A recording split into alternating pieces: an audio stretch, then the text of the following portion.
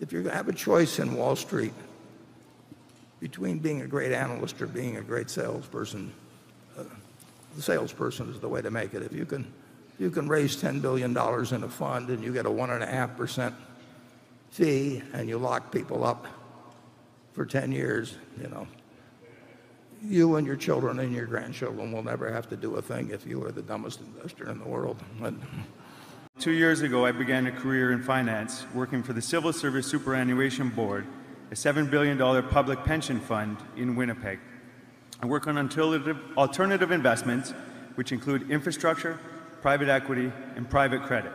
I go to work every day knowing that I'm there to benefit the hardworking, current, and future beneficiaries of the fund. Like most asset classes, alternative purchase multiples have increased. More of these assets are funded with borrowed money, and the terms and covenants on this debt are essentially non-existent. With this in mind, and knowing the constraints of illiquid, closed-end funds, please give me your thoughts on private alternative investments, their relevancy in public pension funds, and your view on long-term return expectations. Yeah, if you had leveraged up investments in just common stocks, and you'd figured a way so that you would have staying power if there were any market dip. I mean, you'd obviously have obtained extraordinary returns. I pointed out in my investing lifetime, an index fund would do 11%. Well, imagine how you'd have done if you'd leveraged that up 50%, whatever the prevailing rates were over time. So a leveraged investment in a business is going to beat an unleveraged investment in a good business a good bit of the time. But as you point out, the covenants to protect debt holders have really deteriorated in the business. And of course, you've been in an up market for businesses, and you've got a period of low interest rates. So it's been a very good time for it. My personal opinion is if you take unleveraged returns against unleveraged common stocks, I do not think what is being purchased today and marketed today would work well. But if you can borrow money, if you can buy assets that will yield 7 or 8%, and you can borrow enough money at 4 or 5%, and you don't have any covenants to meet, you're going to have some bankruptcies, but you're going to also have better results in many cases. It's not something that interests us at all. We are not going to leverage up Berkshire. If we'd leveraged up Berkshire, we'd have made a whole lot more money, obviously, over the years. But both Charlie and I probably have seen some more high IQ people, really extraordinarily high IQ people, destroyed by leverage. We saw long-term capital management where we had people who could do in their sleep math that we couldn't do, or at least I couldn't do, working full-time at it during the day. And I mean, really, really smart people working with their own money and with years and years of experience of what they were doing. And it all turned to pumpkins and mice in 1998. And actually was a source of national concern, just a few hundred people. And then we saw some of those same people, after that happened to them once, go out and do the same thing again. So it's I would not get excited about so-called alternative investments. You can get all kinds of different figures, but there's probably at least $1 trillion committed to buying, in effect, buying businesses. And if you figure they're going to leverage them, 2 for 1 on that, you may have $3 trillion of buying power trying to buy businesses in the U.S. market may be something over 30 trillion now, but there's all kinds of businesses that aren't for sale in that thing. So the supply-demand situation for buying businesses privately and leveraging them up has changed dramatically from what it was 10 or 20 years ago. And I'm sure it doesn't happen with your Winnipeg operation, but we have seen a number of proposals from private equity funds where the returns are really not calculated in a manner that,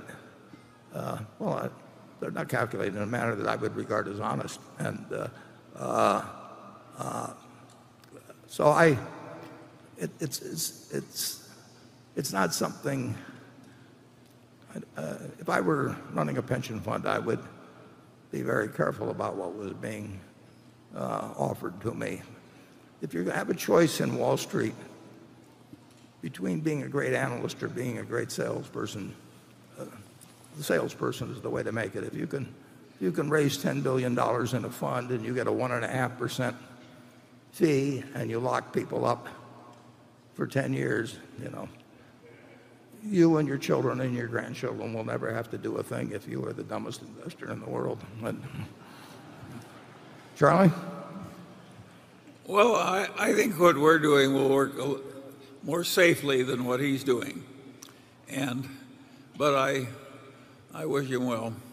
Yeah, Brent, you sound like a guy that I would hope would be working for a public pension fund, because frankly, most of the institutional funds, we had this terrible right here in Omaha, and you can get a story of what happened with our Omaha Public Schools retirement fund, and they were doing fine, and until the manager started going in a different direction, and the trustees here, perfectly decent people, and the manager done okay to that point, and it became. They were smarter in Winnipeg than they are here. Yeah, well, that was pretty bad here. It's not a fair fight, actually, usually when a bunch of public officials are listening to people who are motivated to, who really just get paid for raising the money. Everything else is gravy after that. But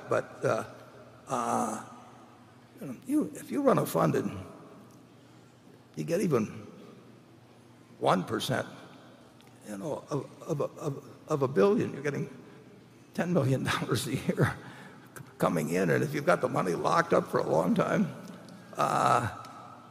it's a very one-sided deal. And I told the story of asking the guy one time in the past, why in the world can you ask for 2 and 20 when you really haven't got any kind of evidence that you are going to do better with the money than you do in an index fund? And he said, well, that's because I can't get 3 and 30.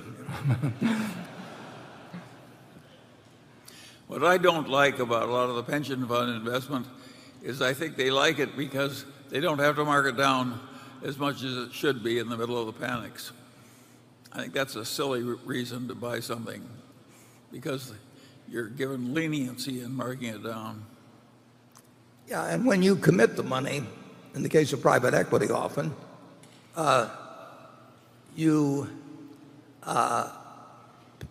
they don't take the money, but you pay a fee on the money that you've committed. And of course, you really have to have that money to come up with it at any time. And of course, it makes their return look better if you sit there for a long time in treasury bills, which you have to hold because they can call you up and demand the money, and they don't count that. They count it in terms of getting a fee on it, but they don't count it in terms of what the so-called internal rate of return is. It's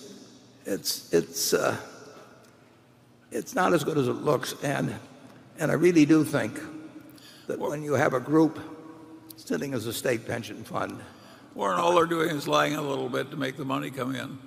Yeah, well, that sums it up.